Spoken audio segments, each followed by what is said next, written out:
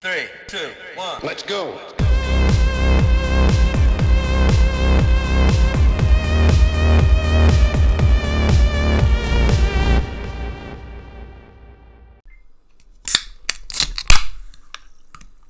All right, welcome back to the latest episode. Hola. We are the Gamerbuzz podcast. I'm Seth. This is my co-host Brett. What's up? We've been out for a while due to various technical issues, illnesses, you name it. The past 2 weeks have thrown it at us, but we are back. We actually recorded about an hour of this episode and realized we'll just call them audio issues. We had audio technical issues. This is we shit. Okay, maybe it was an unforced error on my part. That's all right. We'll We'll work past it. Yeah, so we're gonna bring the best that we have to you here. We took a little bit of a break and are back to do this. So we're still drinking Liquid Death, so we don't have. Is this our first one? I don't know if we. I thought we did Liquid Death already in the one before that. I don't know. I don't think so. I think Okay, last time was our intro, but yeah. We're drinking Liquid Death then. And I'll let Brett, I'll let you kind of go over the ad copy. Okay. So for those who don't know, Liquid Death is just flavored sparkling water. So this one's just a plain one, but we got mango, lime, Seth has a cherry, but it's mostly just like a marketing thing, I guess. You see it has a super metal design on it. I don't know. Have you ever watched Mr. Pickles on Yes. Adult Swim? Yep. Okay. Love Mr. Pickles. Are they the same ones that did like China, Illinois? No, I No, think is it's it different. different? Yeah. Okay. But the guy who did Mr. Pickles designed the logo for I Liquid didn't know Death. that. Yeah. That's awesome. I love Mr. Pickles and I love design for that. So hardcore. Because I looked at it, I was just like, I got to find out who designed this because Yeah. that's awesome. And yeah, Yep. Mr. Pickles. So, Amazing. but yeah, and they have some awesome ad copy. Let's see if I can read it in dark here. So it says, when a group of teenagers set off into the mountains for a weekend of drinking regular water in plastic bottles, they became hunted by an aluminum can of mountain water that was dead set on murdering their thirst and recycling their souls. Once cracked open, no thirst is safe from Liquid Death. After ritually dismembering thirst victims, this brutal can of water used the severed body parts of the dead thirst to build itself a flesh suit, which is used as a disguise to get a job in marketing. That makes sense. But Liquid Death never took the job. It just murdered a bunch more thirst instead. So yeah, love it. Super that's metal. awesome. It tastes good. I don't know. Yeah, It it does taste good. It's definitely a lot better than LaCroix in my opinion. It's Yeah, more flavorful than I was LaCroix. say the flavored ones. I think they have a little bit more like flavoring in them, or like they have like agave nectar or something. Yeah, agave nectar for sweetness. I always thought LaCroix kind of tasted like if they took a thing of water and a lemon in front of it and just went... Yeah, I've heard it described as like memories of lemon or something. yeah, like that. yeah, exactly. So I mean, people love LaCroix and no, yeah. I just bought 2 cases of LaCroix at Aldi's today, so no hating on man. LaCroix. Yeah, not my thing at all. I like it.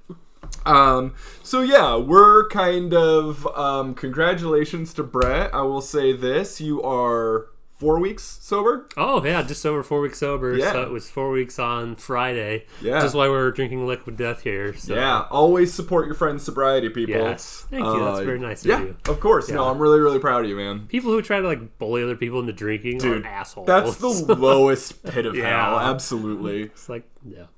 no kind No. words for those people. Zero. Nope. So I'm gonna go ahead and let you start with your show and tell. Okay. So here the last weekend, I headed up to Duluth, Minnesota to go check it out. And I think we'll do kind of a combination, kind of a show and tell recent pickups. Is Yeah. kind of what So we're doing. yeah, we'll do the recent pickups as their show and tell here. So Yeah. I forget. Actually, I probably have a receipt for it here. I want to get their name right. So it was Games Then and Now. That's what it's called. So Duluth and Superior, Wisconsin are like twin cities, kind of. So this was actually over in Wisconsin and Superior. So yeah, Games Then and Now. Check them out. They had an awesome Yeah. store. They had some cool stuff in there. Cool Pretty boys? decent. Yeah, pretty. It was actually a husband-wife duo. Oh, that's owning nice. it. Yeah, they had good stuff. They actually had. So I guess I'll start with this. So, Super R-Type, which is basically R-Type 2 that they ported to the Super Nintendo. It's slightly different, slightly remixed, but I actually had a copy of R-Type Deluxe for the Game Boy Color, which I'm looking for again, and it was boxed.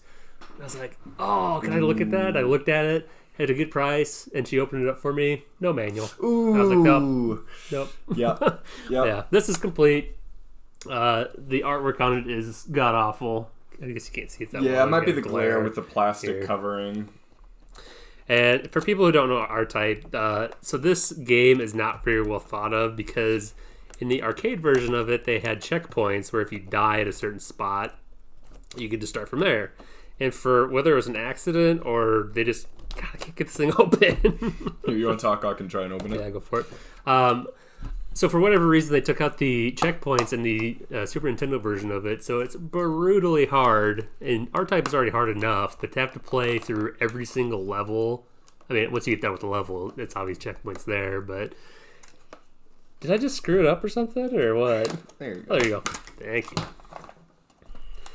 So I like, even though it's not in the best of shape here, I love me a good Super Nintendo box. Oh, yeah.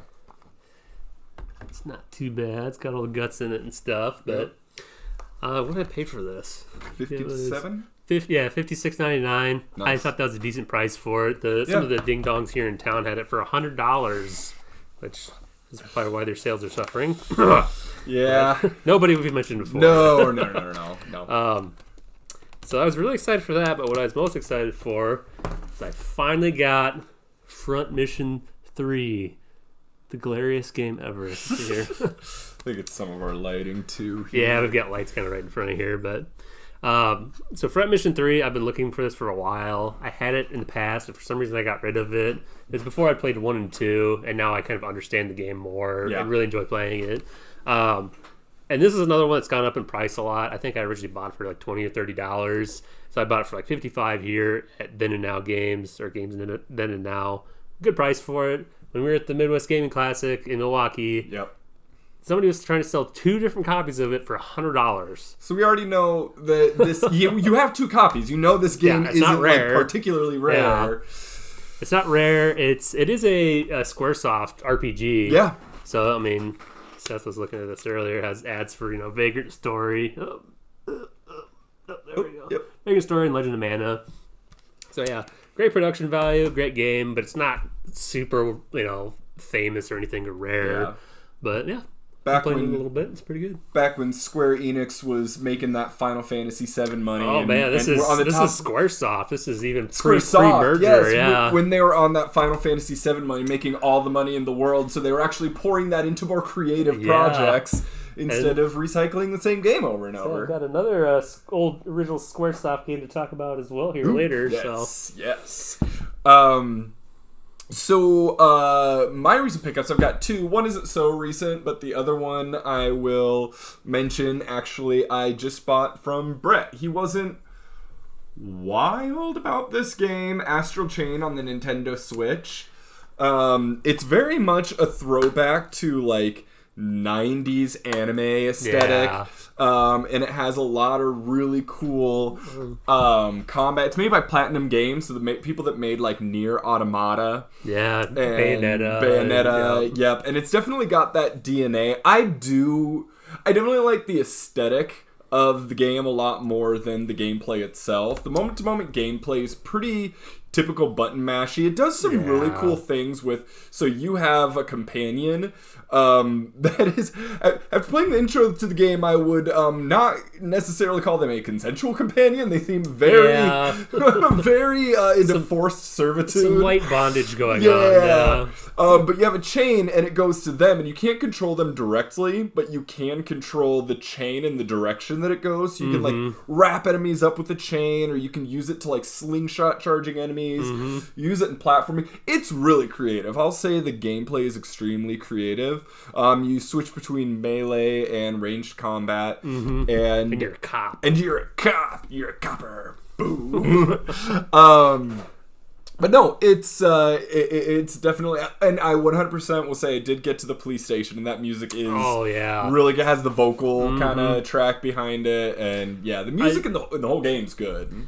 That's the thing, is like the only thing I didn't like about this game was the combat, and that's really what a lot of it revolves around. Everything revolves around that. Like I love the vibe of it.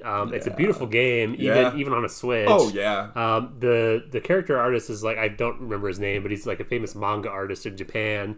So he's one of my favorite manga artists. Like a game designed, or at least characters designed by him. I'm like way into this. Awesome electronic music in it. Awesome like cyberpunk vibe to it. I love cyberpunk stuff. And I just don't really like. But if you're not into the moment to moment thing that you're doing, which is combat, it's hard to get past that into the rest of the game. And I played Nier, and I liked Nier Automata, and there are platinum games that I enjoy, but for some reason I just wasn't vibing with that one. But I'm glad you're enjoying it. Yeah, it's good. I am. And then this was one that I picked up at the last Midwest Gaming Classic on Brett's recommendation, because I'm not big into shmups, but I do like strategy RPGs. And this is... Oh, boy. Yeah, we're going to figure out a new lighting thing.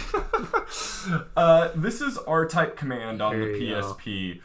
So really, I don't have a lot to say about this, because I haven't played it all of that much, other than it's the R-Type universe in more of like a Fire Emblem type gameplay. Yeah, it's... I'll let you kind of talk about this game a little bit more. No, please. Here, but I really love this game. It's unique in that it is a side kind of view tactical game. Oh, so just like you're playing R-Type, it's from the side, and the ships can't turn directions or anything like that. So you have to like plan around that. Mm-hmm. It uses like all kinds of cool like R-Type ships and R-Type enemies and whatnot, R-Type bosses. Cool kind of like dark R-Type story to it. Yeah. Actually, we'll talk about this a little bit later, but so this is actually R-Type Tactics in Japan. If I can show it. And R-Type Tactics 2 never came out in America, but they're making a remake of both 1 and 2 and releasing it together as R-Type Tactics 1 and 2 Cosmos.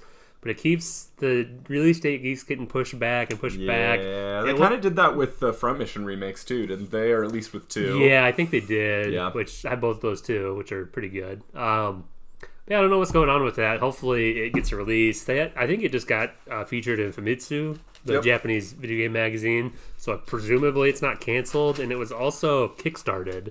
So I'd assume they wouldn't cancel it if it was kickstarted. After making all that money. I would hope not. You would hope not, but it's not unheard of. Yeah, so. Let's say the original maker of R-Type is IREM, but now it is done by Granzella.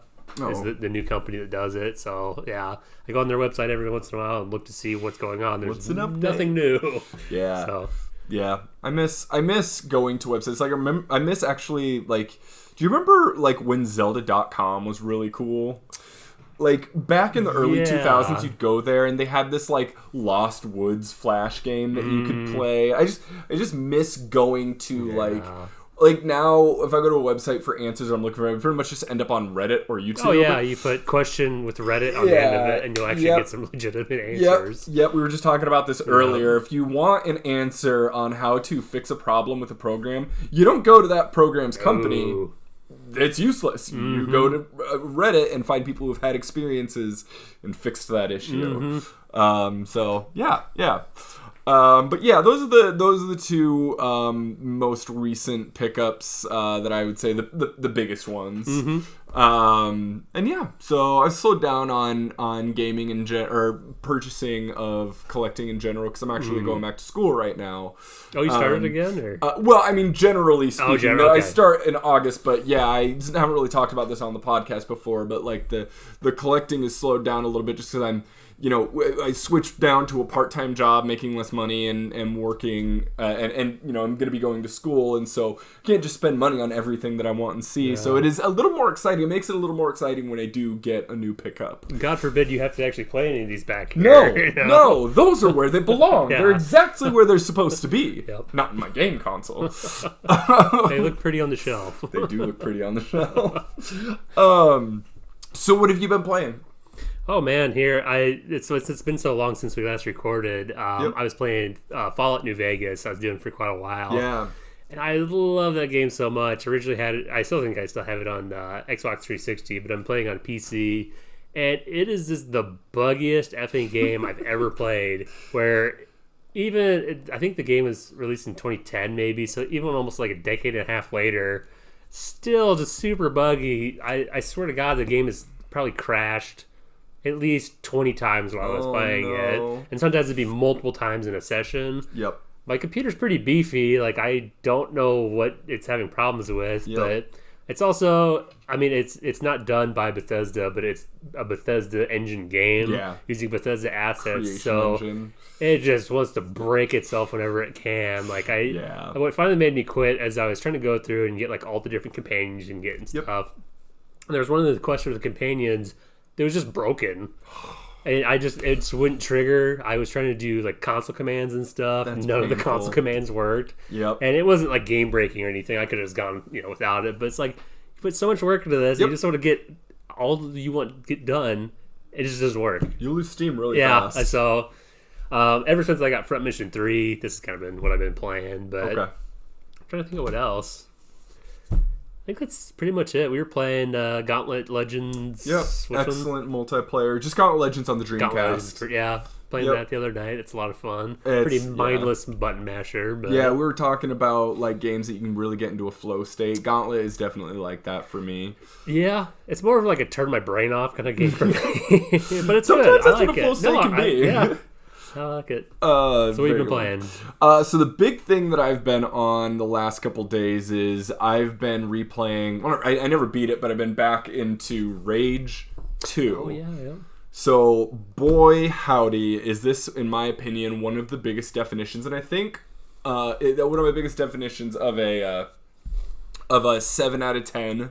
That is like a 10 out of 10. So like we talk about this, how like so many people's 10 out of 10 games are ones that are broadly speaking just 7 out of 10 because they're not just like polished to a sheen, made for a broad audience.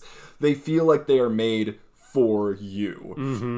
They feel like they are crafted. They have their quirks, they have their issues, but what makes the gameplay good appeals specifically to you. And I would say that's more Rage 1 for me. Rage 1 to me is a 10 out of 10 game. Rage 2 is like an 8 out of 10, but it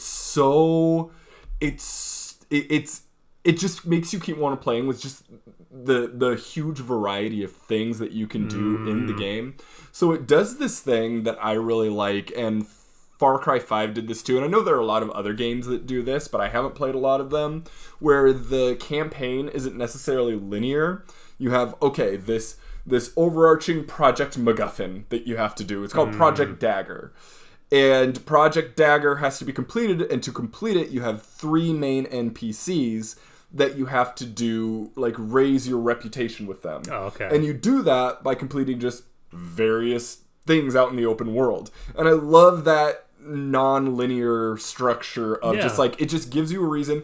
Go out and beat bandit bases and destroy mutant nests and do races and go to the arena and clear speed traps. Like, there's just a huge range of things to do.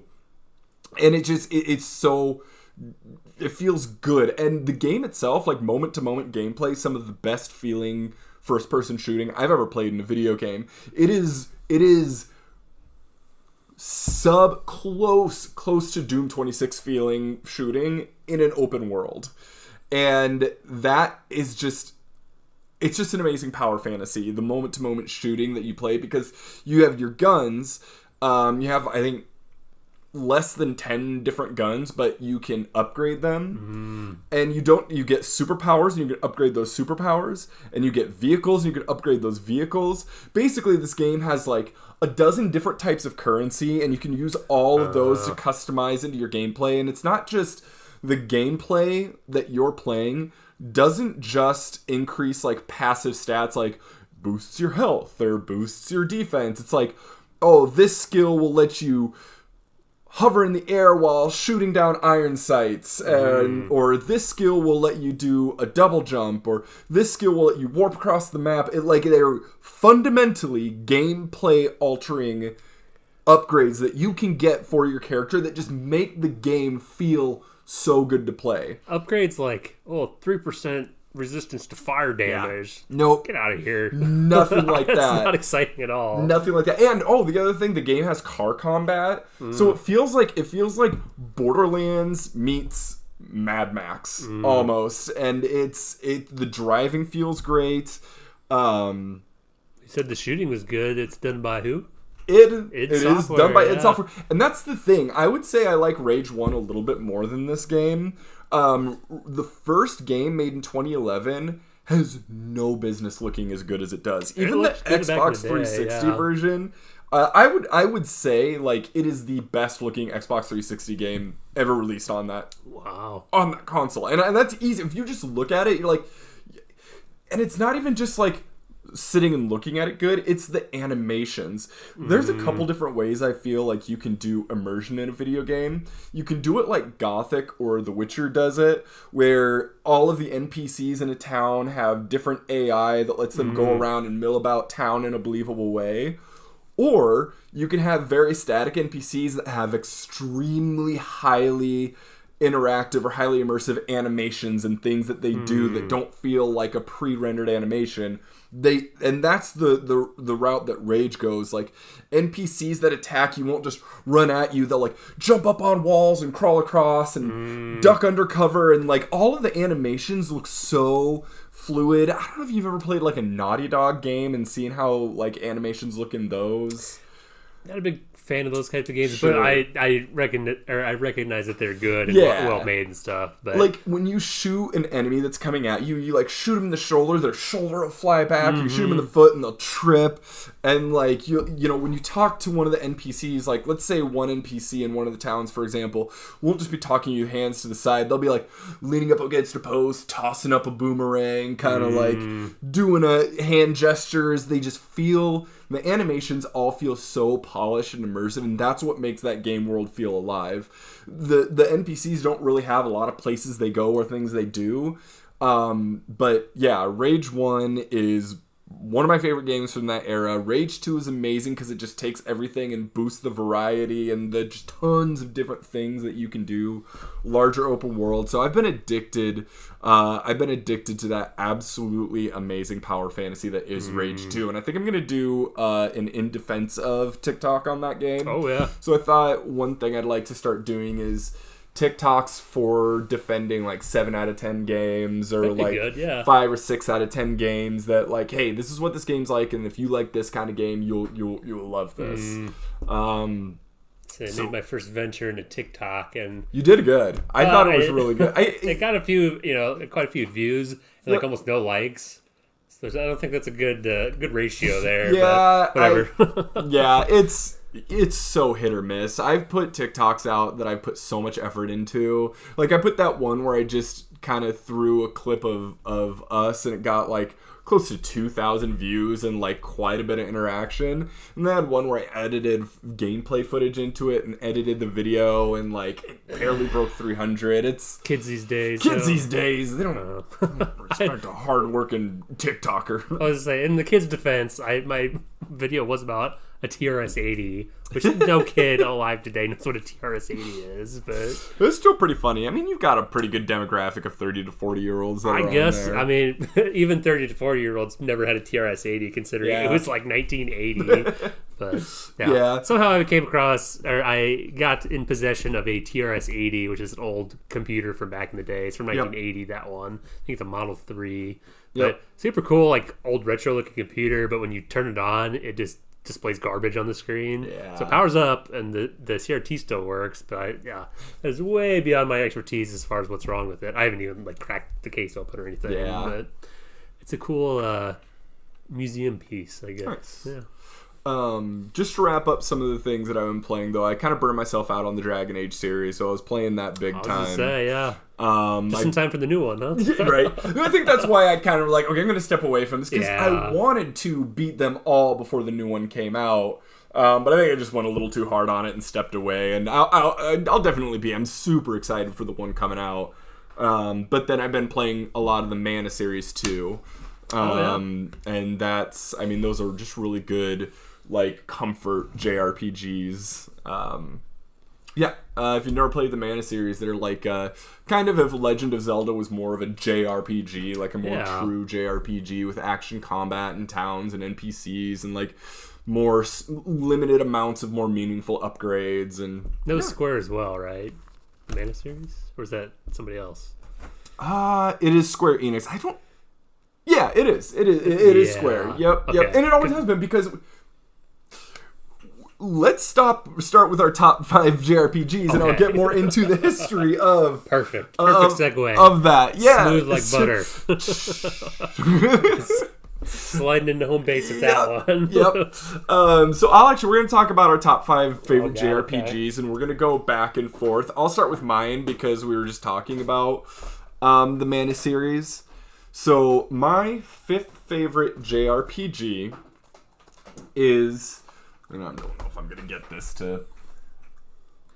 Maybe you can do it post or something. I don't know. Oh, I definitely won't be able to fix that in post. I can't. Well, I mean, like, just put it. Yeah. It's called Sword of Mana. It's a white background. Just look it too. Yeah. So it's called Sword of Mana. It's on the Game Boy Advanced. And so to start out, the Mana series originally started as a spin-off to Final Fantasy. So it was made by Squaresoft.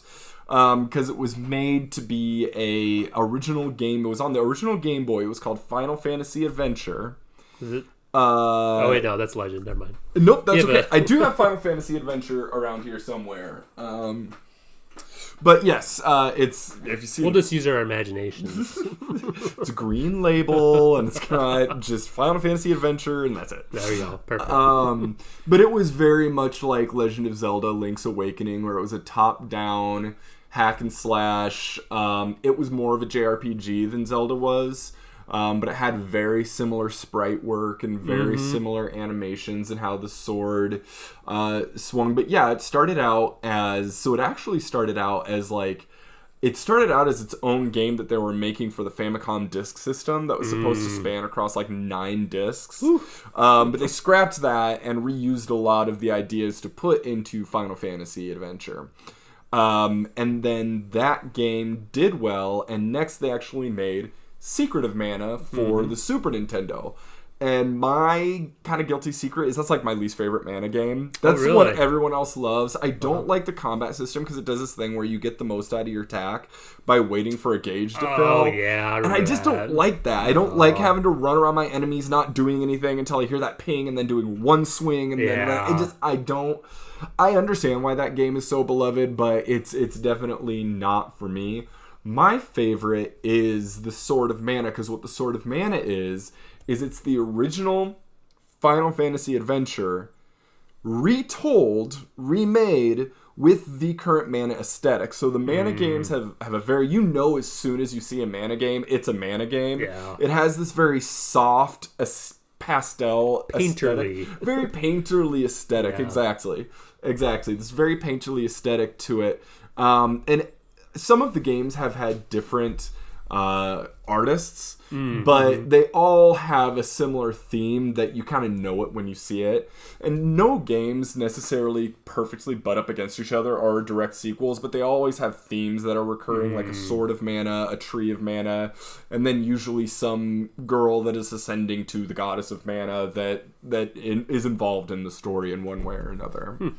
But yeah, Sword of Mana is one of multiple Game Boy Advance RPGs that are my favorite JRPGs. And yeah, like I said, it's just a action RPG that plays a lot like a Legend of Zelda game. Really, really gorgeous. I think the reason... Very gorgeous, yeah. I think the reason the pixel art appeals to me so much is if you look at a Zelda game or other JRPGs in that 2D style, they almost look like they're made on a square grid with assets that are placed. Yeah. With Sword of Mana, it doesn't feel like that. Every board or everywhere you go feels like it's hand-drawn, and it doesn't feel like it's placed on a grid. I think, what's the one that's on the page of this? Is it... Legend of Mana. Legend of Mana, the one for PlayStation 1, is a similar aesthetic as this one, and it is beautiful. Oh, yeah. They recently remastered it on Switch, too, with all the backgrounds, and it looks really gorgeous as well. It takes away... Job. Yeah, really, really good studio. I think it's very iconic. If you ever see, the picture of the giant, world-sized tree with the flock of, red... cranes kind of flying off. It's a very iconic look in gaming history, and that comes from Secret of Mana. Yep. And it's so evocative every time that I see that. Yeah, that's a good one. Evocative is definitely a good word for the Mana series in general. So yeah, Sword of Mana is my 5th favorite JRPG. Nice. Side tangent. Please. When you were a kid and you're sitting in church and they're talking about manna from heaven. Yeah. Do you remember that at all? Yeah. What did you envision manna was like? Little like discs of flatbread, basically. Oh, really? Okay. Yeah. I'm pretty sure that's what it is, isn't it? I don't know. They make it sound like it's kind of fluffy or something. I don't know. Recently read through Exodus again just for fun. Yeah. But I always imagined it was like either like angel food cake, which is maybe what they gave us during church, or like cotton candy or something. I just remember it was like light and fluffy, but your mana's low. Eat this cotton candy. And etymologically, I don't think manna from heaven, the food, and mana as in like video game magic stuff, I don't think those are related. I think mana is some other religion thing. Yeah, I think mana is like a spirituality thing in some other it might be like Buddhist religion. or Hindu or something. But Yep. Anyway, weird side tangent. Oh, but, excellent side tangent. All right, so my number 5. You got a lot of good white backgrounds. Well, see if it... Yeah, you kind of saw it there. Oh, there you go. There you go. We'll tilt it there. So... You have to forgive me because we've done this before, so I'm trying to think of everything I said last time. So the Dot Hack series, I adore this series. And for people who don't know, Dot Hack was like what they called it it's a franchise, but it's like a multimedia kind of project, is what they called it. So the main core of it is these games. Man, I wonder if I can take I'll take the cover out and then it won't glare as bad. I think it's part of it is just because of how white it's just the as bad. background Okay. is. It's because it's so white. Okay, well, whatever. Look it up on your own. But anyway, so there was games. The first 4 games are kind of a series. It basically plays like one long game together. There was the anime was real popular. Dot Hack Sign, if you've ever heard of that. There's manga. There was novels. There was a card game. I have the card. Yep. I should bring that sometime. There's a cool little card game.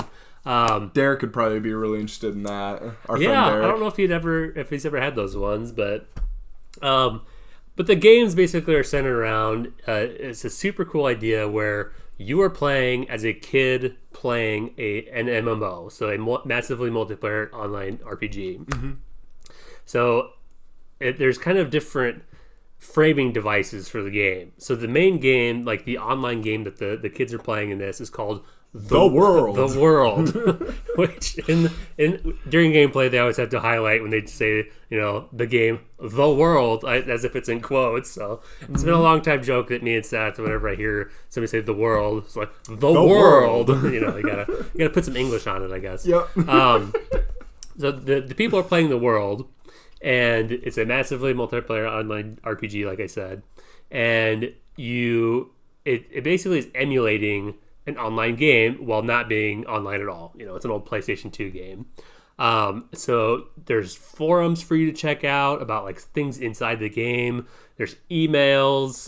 You have your own like desktop where you kind of load up the game. You go to the news. It has all these fake news stories, which it's really immersive. It's super immersive. Yep. So even like I played, I think the first 2 or 3 of these in a row. They basically all play as one long game, so they kind of can get a little old after a while. But some of the news stories in the game, the fake news stories, were really like forward thinking with the type of stuff they're talking about. Because this does take place in Arthur C. Clarke shit. Yeah, I mean, at the time this was in the future. I think I forget when it takes place now, but so just a super cool like framing device where it's like you're playing as somebody playing a game, and they use that really well with having like the fake internet, the fake emails and stuff. And you can, make different friends and get different people's, they call them member addresses, is you get somebody's friend request, basically. Username,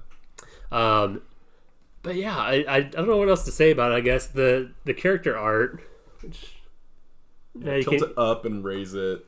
Tilt it other way. Yeah. You can't really tell, but the character art was done by the same artist who did all the character designs for Neon Genesis Evangelion, which is a super famous anime. I forget what the guy's name is. That's come up twice because Astral Chain. Yeah. Too. Okay. Yeah. So also, the Astral Chain connection is there's a ton of references in Astral Chain to Evangelion, the anime series. Different artists. Oh, okay. Just a lover of it. Yeah. The guy who did Astral Chain is like the guy who did Video Girl Eye, and a few other ones, DNA Square or something. I don't know, a bunch of different ones. But this is the guy that did Neon Genesis. So all of the character art is great, super memorable. It's kind of cool because since it's an MMO, they have characters that look the same with their palette swaps, just like you would have in a real online game because there's only so many different presets. But yeah, I just adore the crap out of these. The first 4 games are pretty good. They've remade the 3 or the next, I don't know, trilogy, I guess, GU. They remade that for PS4 and Switch, a bunch of other stuff. But they never remade this one yet. It hasn't aged real great outside of all the cool kind of immersive stuff. I would say GU has aged better. Yeah. Like, that might be the better game, but I think GU has aged into a modern setting better. The type of MMOs that this is kind of like going off of are more like Phantasy Star, like Phantasy Star Online. So like the older style where it's basically randomly generated dungeons. It then gets super boring and samey. It's really like kind of basic hack and slash combat. But it's kind of everything around it that makes it really cool and interesting. Like I always read all the forum posts, I do all the email chains and stuff because it's pretty binary where if somebody emails there's certain people that you can respond to. So you can either give like an answer that's like kind of very interested and engaged, and another one just like whatever, and that'll end the conversation chain. But yeah, just love them to death. Pick up the first one if you want to try it out. It's generally... It doesn't go for too much right now. You can get it pretty... I think is it still $20-$30? Yeah, probably. The really crappy thing, though, is if you get in the series, the 4th one is like $200+ now, which I have it. But I didn't buy for that. And yeah, if you like those, you can check out the GU series. You don't necessarily have to have played the original 4 to get into GU, but you're obviously going to appreciate it a lot more. You're going to get a lot more from it. Yeah, 100%. I would say the same about Rage 2 and Rage 1. Yeah. Like, it picks up directly after Rage 2, but everything's changed so much, and they do a good job of summarizing everything. Because there's such a huge distance between releases, it would be silly to expect people to have played the first one. It's a whole new generation. I'm the kind of nerd, though, that I want to have like played all the previous games. So I know everything and stuff, but you don't have to. But yeah, if you just want to check it out, pretty cheap to pick up, $30. It's a cool, quirky game. What's kind of cool about Front Mission 3, which is not on my list here, it also has kind of a fake internet. And it's not quite as like engaging as this, but it's still really well done. And this game is probably like a few years kind of older than .hack is. But yeah. Give me some fake internet games. Dude, GU also has this thing where when you're going into forums, there's like a fan art forum that you can save people's pictures and use it as your desktop They actually background. do that in Front Mission 3 where you go through the forums and you'll find pictures that you can have as your desktop. That's really cool. In the original .hack, you just unlock them as you're doing stuff. Right. But yeah. So yeah, that's my number 5. Nice. Obviously, there's 7 main games, a bunch of other stuff, but I figured first one, solid, fun. Yeah. It's a good example if you're wanting to check it out. So Yep. .hack. .hack Infection is the first one. That's the only one that I played all the way through. It's a good one. And yeah, if you like it, you'll probably like the rest of them because they're all the same. 100%. So my number 4, and I've honestly talked ad nauseum about this game, so I'll just keep it brief, but my number 4 is Lunar. The first one, huh? The first one, yep. Lunar, Silver Star Story Complete. I've never beaten the second one. So I'm really just keeping this list of JRPGs that I have beaten, that I've played all the way through.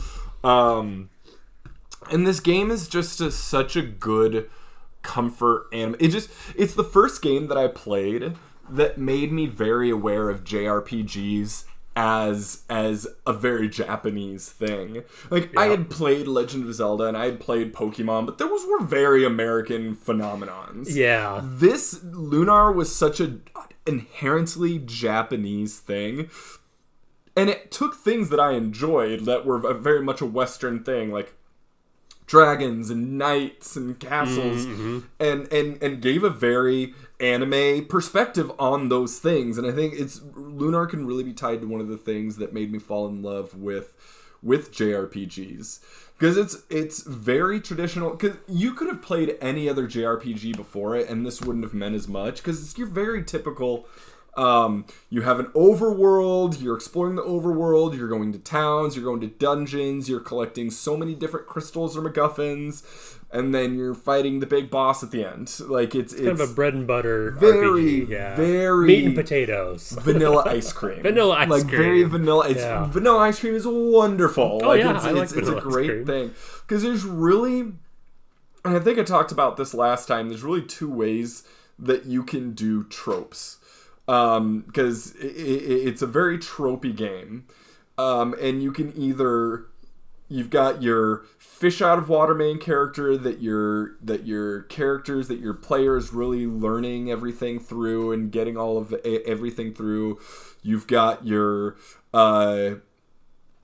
really smug attitude magician who thinks he knows everything. Mm-hmm. You've got your quiet little holy girl that sings her songs. There's a lot of those in RPGs. Yeah, Have you noticed that? Yep. Like, Grandia 2 is another one I'm thinking of. That, it's very similar trope to that. But it's very and bonus points if she is actually the reincarnation of some goddess. Of course. Which so there's a couple ways you can do that trope. Those do tropes in a game or even a book or a movie. You can lean and dive into them. Like, you can just really hammer them home and make them super polished and well performed. Mm-hmm. Or you can take and, like, do your own spin on them. You can take them and do something with that trope that hasn't been done before. Lunar is very much the one that they just polish the tropes to a sheen. They just do everything that's been done before, but just do it so well and so endearingly that you just love it. And so Lunar, very generic RPG that has gone through lots of iterations. So this is the PS1 version, but there have been 4 different versions of this game. There was the Sega CD, there was the PlayStation 1, there was the Game Boy Advance, and then there was the PSP. Yeah, there was a Game Boy Advance port. It was good. It's the same thing, isn't it? Lunar for the Game Boy Advance was the same thing. You're thinking of, there's a Lunar game for Nintendo DS that's horrible. Okay, that's probably what that's a different game. Yeah, no, Lunar. Lunar for the Game Boy Advance is just Lunar. I think it's most akin to the Sega CD version. Okay. In terms of its content and it doesn't have, which I mean, even the Sega CD version would have like the anime cutscenes. Game Boy Advance just has still images that are pulled from the PlayStation 1 animations. Gotcha, okay. But yeah, highly recommend if you just want a good look into JRPG history, JRPG royalty. Lunar really, I would say, is on that list. Who was the company that actually made Lunar? Working Designs published it here. Yeah, I forget. Is that it? ESP? Game Arts? I think it's Game Arts. Game Arts did Grandia, didn't they? I don't know hardly anything about Grandia, so you could be right. I don't know. 2 is the only one I care about, but solid choice though. Yeah. I've got Grandia 2 on PS2. We can see real quick. I think it's Game Arts. Game Arts. I think we've talked about before when Seth was talking about Lunar though, or Lunar. Excuse me. Thank you. Working Designs though.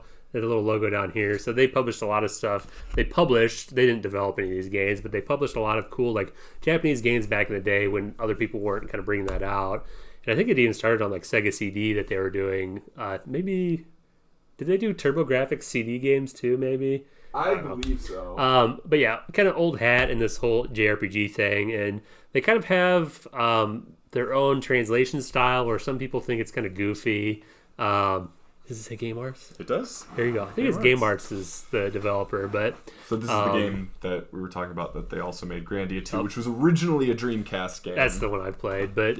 I mean, Seth has shown us before, but they always have really cool packaging, like really high-quality packaging. If you're looking to get into, like, video game collecting, you have to know about Working Designs, because, beautiful packaging. They brought out cool games that probably would not have come out in America otherwise, so... Props to Game Arts. I wonder what they're... Not Game Arts. Working Designs. Props to everybody. Is Working Designs still around as a company? I'm going to look it up while you go into your number 4. I'm guessing not, because I haven't seen them do stuff in a long time. But they've been absorbed by so many different companies. Yeah. I think this is my number 4 last time. So we've got, if you could say it, Chrono Trigger for the Super Nintendo.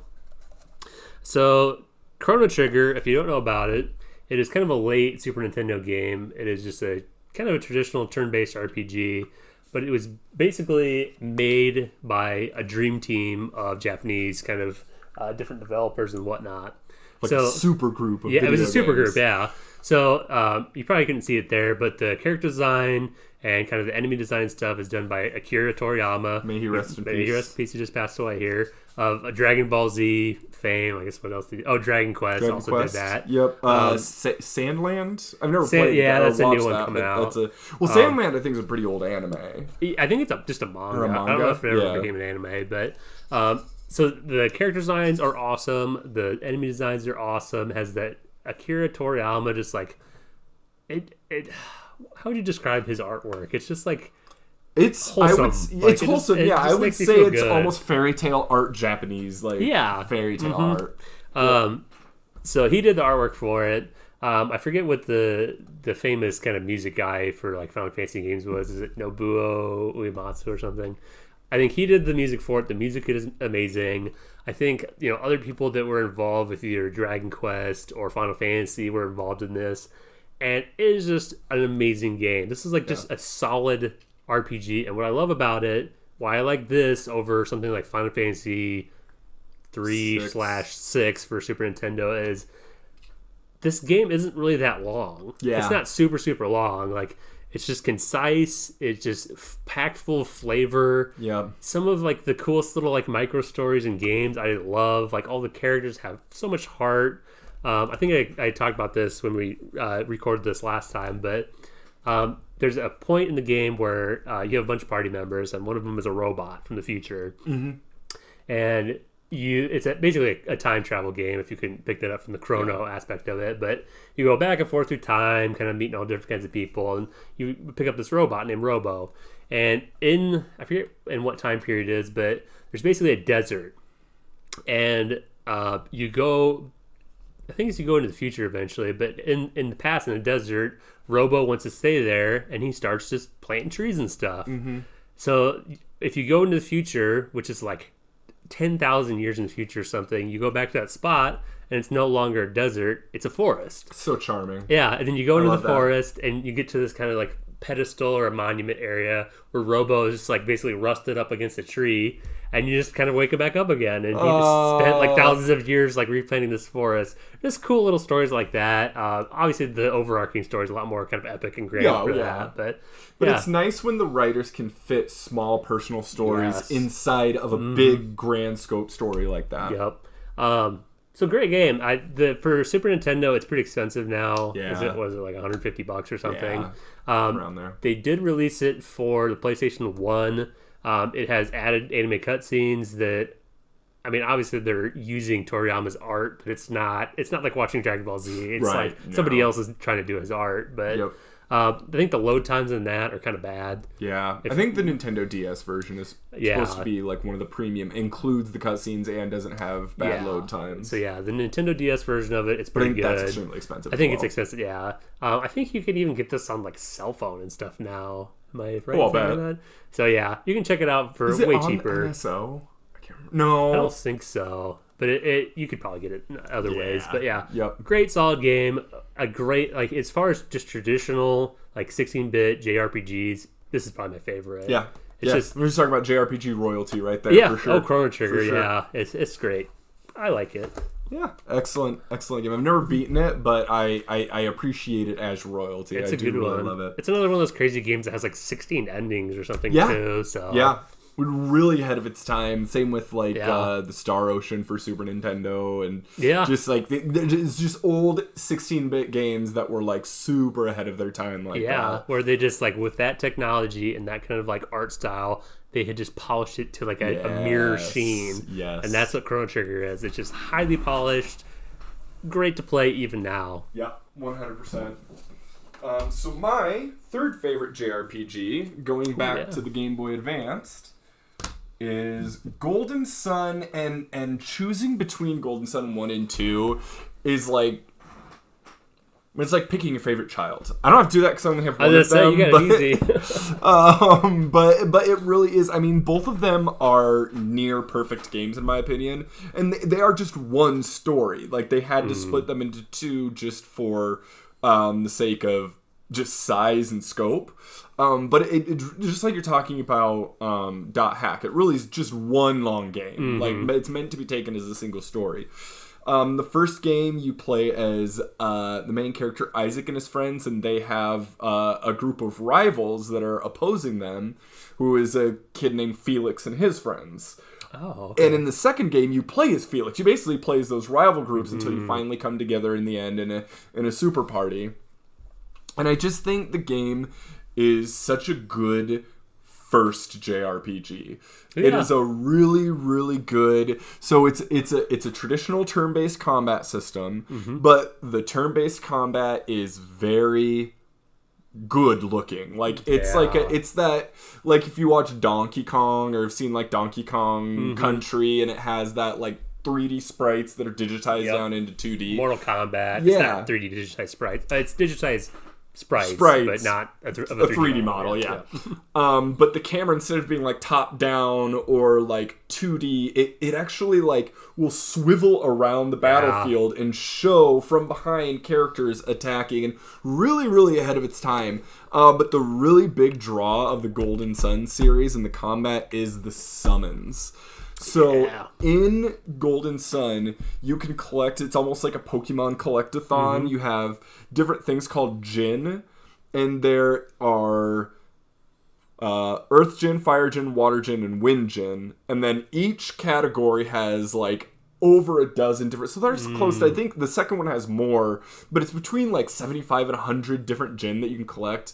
And the more that you collect, the more powerful summons that you can do. And it does a really good balancing act of you can have them active, in which case you can use them, you can use their powers, and you can use special attacks with them. But once they are on standby mode, once you've used them and they are locked, then they go towards your summoning pool, which allows you to summon these big, huge... So it's a balancing act of, like, do I want to use these in my party for attacks? Or do I not want to have access to them, but be able to use these powerful summons? Okay. It's been so long since I played Golden Sun, so I kind of forgot all of this. The other cool thing about it, too, is it affects your character's class. So you can set Djinn to different characters in different orders. The way I do it is very simple. My fire character gets all my fire Djinn, my water character gets all my water Djinn. That's the simple way to do it, and you can perfectly play the game to do it. But you can also mix up Djinn among characters and unlock different classes that use totally different movesets. It's a really, really in-depth combat system. So on the surface, like if you're looking at it from kind of a bird's eye view, it's a very simple top-down 2D JRPG, but the combat has a lot more depth than you would think from a game like that. That's more than I remember. Yeah. It's and the thing that's cool about that is you don't even have to like engage in a lot of that. Like it's there if you want to, but if you want to, like I said, just give all your fire person all your fire Djinns and your water person all your water, you can 100% do that. One of the most iconic summons that I can think of is Judgment. So it's this like angelic knight with wings, and he has like a lion shield and a giant sword, and the camera like zooms from the ground and goes up into the sky, and you can see a giant like skybox of the entire world, and he like appears up in the clouds, like throws a sword down in the ground, and it zooms into the ground and just does this shockwave, and like all of this is animated on this 16-bit pixel system, and it looks amazing. Like it looks really good. It was a showcase game when it came out. I remember like just seeing screenshots, and like when I finally played it, it looked crazy. Yeah. Like even with pre-rendered stuff, they did such a good job using that 100%.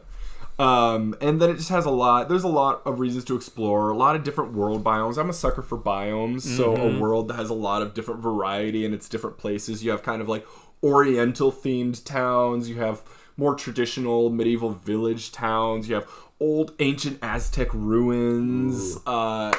Extremely, extremely good game for like biomes and variety. Excellent character writing, and just a great like my first RPG or my first JRPG 100%. I think it was an earlier one that I played, or not an earlier one, but when I was younger, one of the first ones I remember playing. But yeah, it's a good one. Excellent. I approve. Brett approved. All right. Okay. What is this? Your number 3? Number 3. Yeah. So for my number 3, this game says Earthbound, and while I'm a giant Earthbound fan, this is not the Super Nintendo Earthbound. So what this is this is a reproduction of the NES version that I think it's called, what is it? Mother? Well, it's called Earthbound Zero? Earthbound Beginnings or something now. Yeah. So the whole history of this game is this series that Earthbound is in is called Mother. Mm-hmm. So there's Mother 1, Mother 2, which is Earthbound, and Mother 3. We only officially got Earthbound for the Super Nintendo back in the day. But when they were first developing this one, they actually fully translated the game, and since it was late in the life of the NES, they decided just not to release it.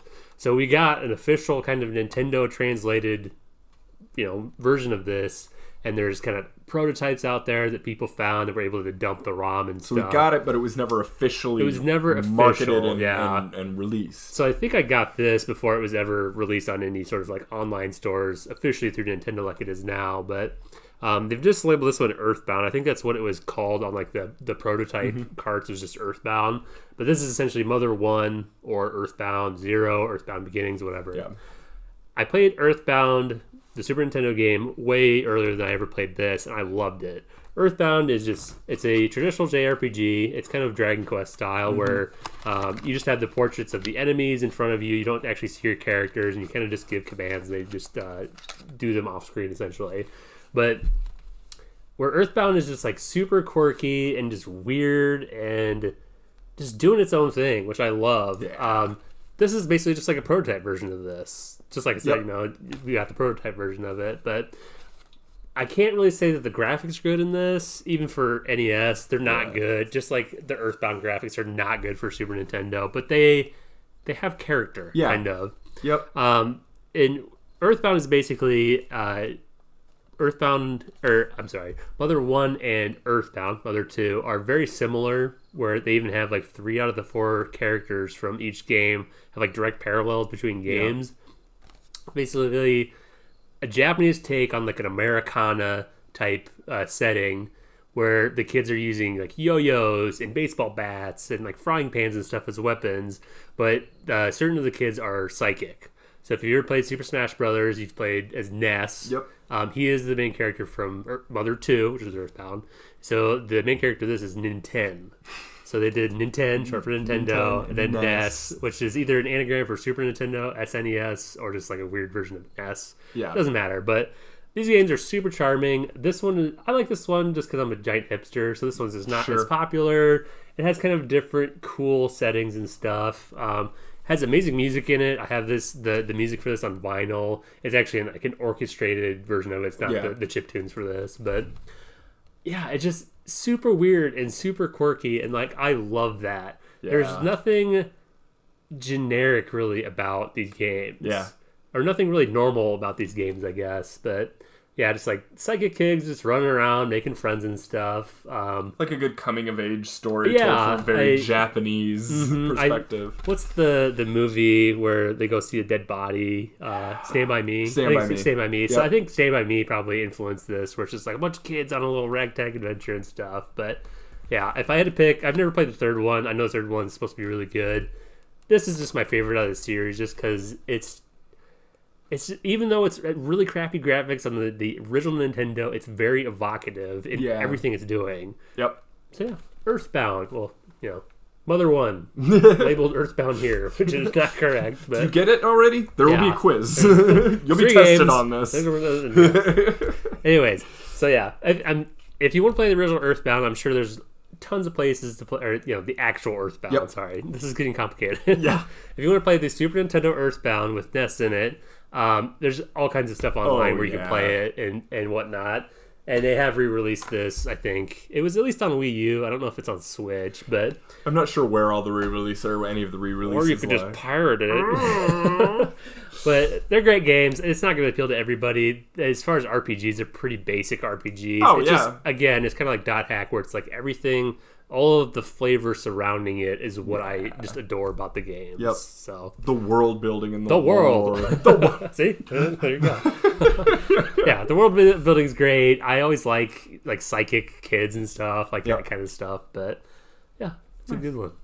One thing that I was wondering about, I'm gonna regret this. I don't care. Oh, do you think in .hack, when you're playing it in Japanese, do you think they say the world in English? So it's like Uterekimasu Tereki, the world Michita Katektu. It probably is. It's like Zalvor. I don't even know how to say it. I didn't even know Japanese, and I know how to say it. But I think it's probably in English. Yeah. Okay, as that's far as funny. I know. I want to hear a clip of that where it just stops this whole Japanese ramble. The world. So another random thing about .hack. It's just rated teen. There's nothing really offensive in it. You have violence, whatever. For some reason, on the back it says mature sexual themes, which is a complete lie because there's nothing like that in the game. What I've heard what this comes from is, it sucks we didn't get this. The Japanese version, they have a joke voiceover track where after you beat the game, it unlocks this joke voiceover track where all the characters are basically just doing outtakes and just random stuff. I think they get super raunchy or something, which that was not brought over to this game. Right. But I think that's how it got that on that rating. That's there. funny. But, yeah, that's funny. I always thought you can kind of see Black Rose's cleavage. Yeah, there's very. It should be kind of scantily clad. Yeah, there's scantily clad characters and stuff, but it's mature sexual themes. Yep. No. So my second favorite JRPG is, and again, I have to pick one per series, so I'm going with Ys 8. The whole Ys series is incredibly good. They are a very fast-paced hack and slash action JRPG made by Falcom, and Falcom, I think it is incredible that this series is still going today as strong as it is. Original developers, too. Original developers since 1989 or something like that. I think it's older than that because it was originally on the PC 88 or something. Yeah. So, these are really old games that are still going strong today. You've got the same main character. You've got all the same themes. Basically, all of the Ys games are about a character named Adol, and they're pulled from his 100 diaries. So each game is pulled from one of Adol's diary entries. Yeah, and so it's by that logic, we're going to get at least 100 games. I'm sure they'll try. And of at least 40 of those, he will have been shipwrecked on an island. Yeah. That's a whole, running gag in Ys is the main character has terrible luck with ships. I was saying he needs to get a better captain or something. Yeah, well, he is going to be a captain in the new one. So Ys 10 Nordics, the one that's coming out, it's already released in Japan. But the one that's coming out, I'm really going to use this opportunity to talk about the Ys series. I'll talk about Ys 8. Ys 8 is amazing. It is the best one in the series, in my opinion. But, the whole series is just worth praising. But the running gag in the Ys series is that there's at least, I think, 4 or 5 games in the series where Adol gets shipwrecked or falls off a ship and washes up on an island, and he has the worst luck with ships. But just stick to land. But the new Ys game, you actually get to pilot a ship. Wow. So you are actually going to be ocean combat. I would hope so. Is it a real Ys game? Are you really playing Ys if you don't get shipwrecked? 0 out of 10. But no, I think honestly, Ys has a similar pedigree to Zelda, where it's been going on forever, and there's not a single bad game in the series. They just always. Oh yeah, there's some that are Mask of the Sun was not super well beloved. There are good things about it, but even that has since been retconned and remade into Memories of Celceta, which is a really good one. That was one that was released on Vita. It's the first one that used the engine that they are currently using for the Ys games. And I think the new Ys 10 is going to really be a return to form, where everything since, I think, Ys 7 till now, so everything up through 6, which I believe was Arc of Nepishtim, someone's going to be super knowledgeable about Ys and just completely wreck my shit. and how, but no, basically everything, I think, through the first 6 games, you were just playing as Adol. It was like Zelda. You played one character. And then everything from 7 to now, they added 2 party members that you flip between that would each have a different attack type that different enemies were weak against. So, big armored enemy, you'd switch to the punching guys to knock their armor down, or like squishy things, you'd switch to piercing, or normal, you'd switch to slashing, and some people were mixed on that. That's how I started the Ys series, so to me that is what Ys is a 3-party system that you're flipping between, so I don't mind it one bit. But the reason 8 is my favorite, and Memories of Celceta kind of did this, but Ys 8 perfected it, is I love a game where you're mapping out, where you are just like pushing through. It's almost a Metroidvania on a big open island, where you're getting different allies that join your little shipwrecks community, and different ones bring different shops and skills to the game, and then getting so many will allow you to open up and clear different obstructions that let you go further into the island, and you'll get different skills that'll let you kind of access new platforming areas. And the island that you're on is just this gorgeous, like, tropical paradise meets like a Jurassic Park kind of dinosaur danger situation going on. And I mean, you can't talk about Ys without talking about the music. It's always this incredible, just synth metal soundtrack that it's honestly my favorite representation of that genre. The Ys series music is by far my favorite of any synth metal representation. Well, one of my favorite video game composers is Yuzo Koshiro. Yep. I think he did the original Ys soundtrack or some version of Ys, but yeah. Like you said, great music though. And this is the point in the video last time where we realized that the audio isn't working, because I can't do it with the program we're using now, but before I was going to play Sunshine Coastline because with the recording thing I was doing I could do that. I can't do it with this, but like look up Sunshine Coastline from Ys 8. You just leave, the first time you leave the village and do combat and out in the world, that's playing, and it's like you're just immediately like, I'm in this. This music just has me hooked. It has me feeling the combat. It has me feeling what I'm doing. Music counts for a lot in it games. Does. Oh, 100%.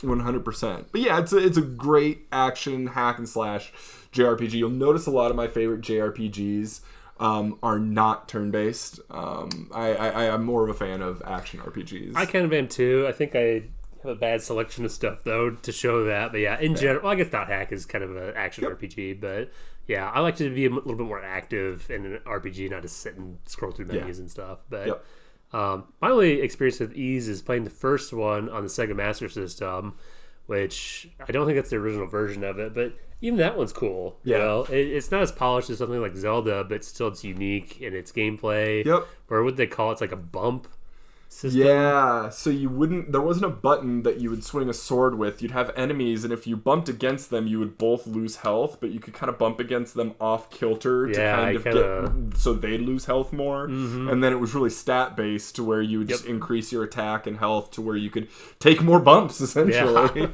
Very interesting. Definitely not my favorite, but it's a cool idea. It was cool to play through. I didn't keep it, so obviously I didn't like it that much. But yeah, as far as just like that's probably one of the top 3 Sega Master System games. Is Ys 1. Yep, I have that one. That one I do have. And do you want to go over? So it's spelled YS. So for a long time, people had no idea how it was pronounced, but it is Ys. It is Ys. It's not Wise or Yes. Ow, it hurts. Wise. Oh, taking damage. I'm gonna go play Wise and some Lunar. Oh. Ooh. Did I do some psychic damage to you there? Yes, you did. But yeah, Ys is an incredible series, so I just wanted to highlight that as a whole. But Ys 8 is my favorite of the series and my second favorite JRPG of all time. Nice. When's the new one come out? October 20th, I believe. Yep. There you go. Check it out. It's got a couple months here. Has it been pretty well received in Japan? Yes. Then? Okay. Yeah, very much. And that's like, there's not been an Ys game that has been super poorly received.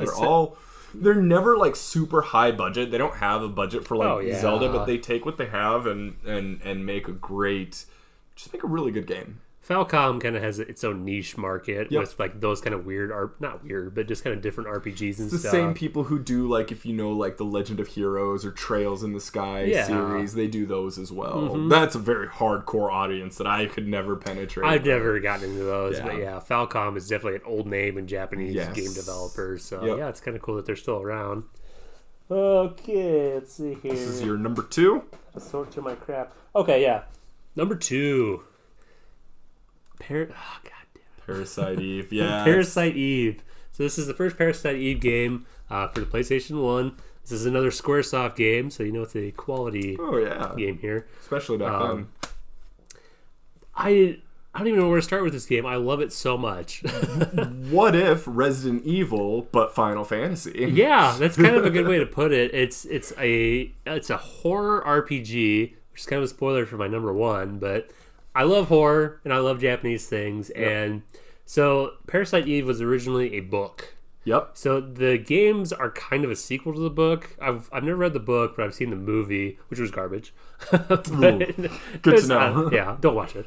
But this one is really cool. It's Squaresoft. So this is like late 90s where there's the height of their game. Yep. Super high quality visuals, like super high quality gameplay, all that stuff. Where this is a JRPG, but it's different in... This is a horrible comparison, but it reminds me of Quest 64 a little bit. Which is I'm not doing myself any favors here, but basically where your turn starts, you have a circle of movement that you can go to. Yeah. So it's kind of an active game where you can like move around and dodge the enemy attacks and stuff, but it is kind of like turn-based where you're waiting for your turn. If you've ever played the PlayStation 2 Arc the Lad, it's like it's like that's like that as well. But basically you play as a cop. I think her name is Aya. Again, boo. Yeah, boo cops.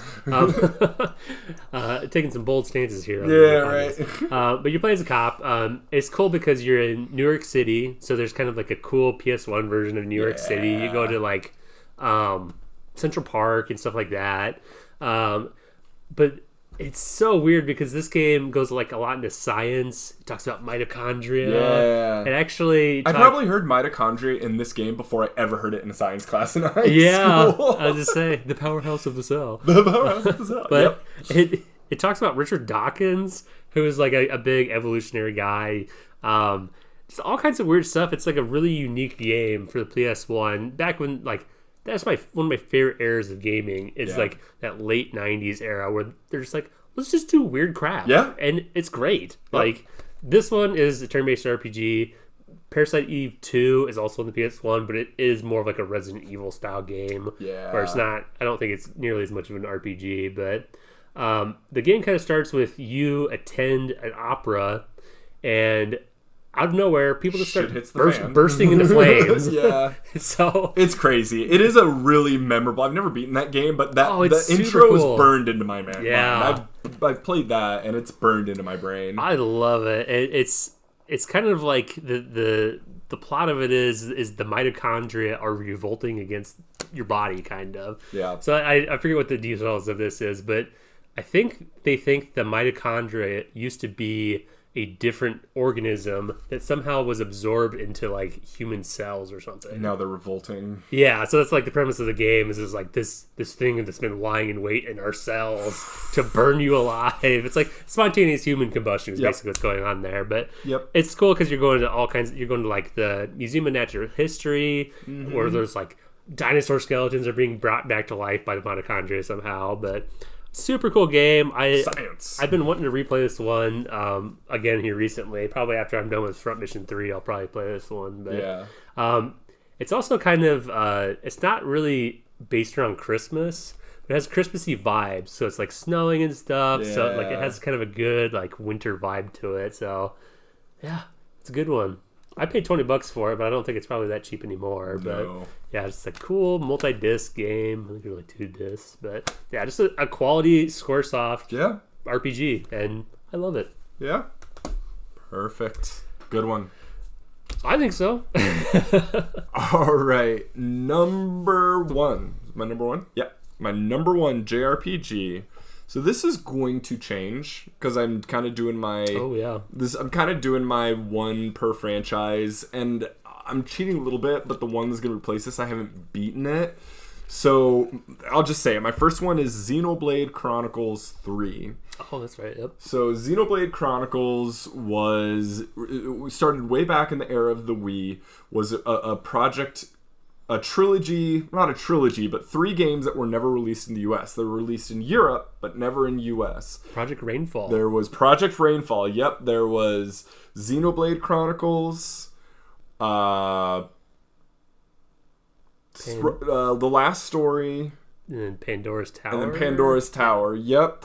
So Xenoblade Chronicles was made by Monolith. It's a team of former Square members that had previously worked on games like Xenogears and Xenosaga on the PS2, and then Pandora's Tower was like a survival horror RPG kind of. Oh, really? Yeah, it wasn't really survival horror, but it was like kind of body horror.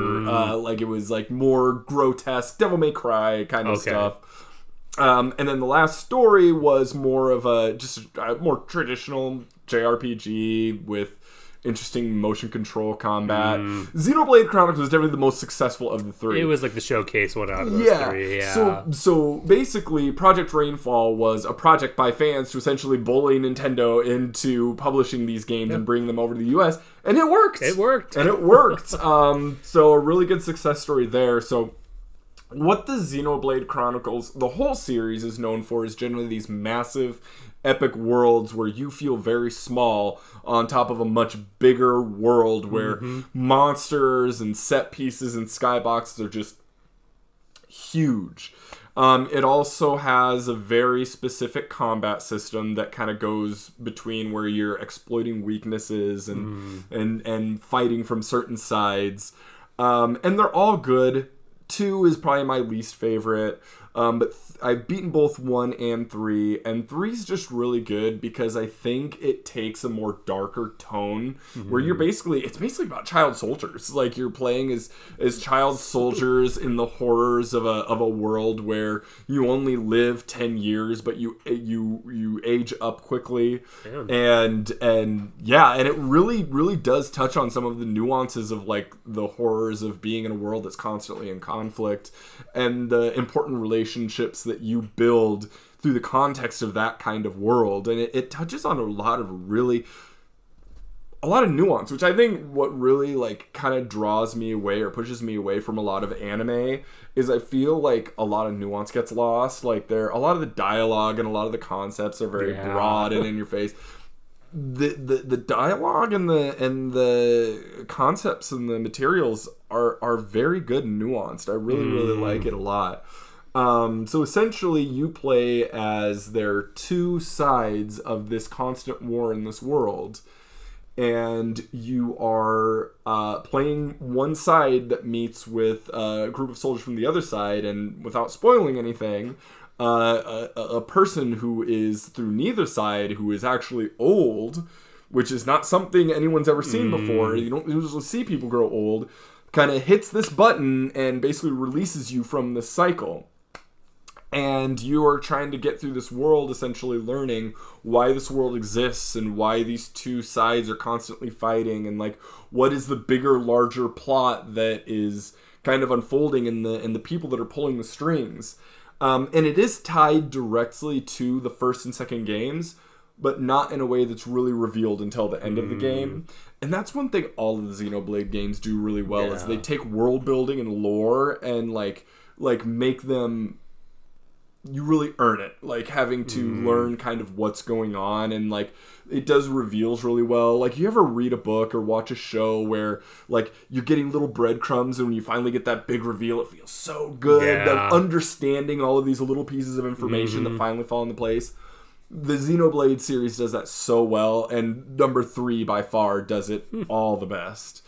So I played a little bit of 1, played a little bit of 2, never played 3, but the Xenosaga games, like the previous trilogy, I guess, before that is kind of the ones that I played a little bit. But Is there any crossover between Xenosaga and Xenoblade? Nothing? No, legally there can't be because I'm pretty sure there's a lot of like heavy nods and like obvious like winks and nudges to Xenogears, the original on PS1, but I think that property is essentially still owned by Square. That would make so sense, they can't really overtly do that, overtly have any crossover or bring anything in from it.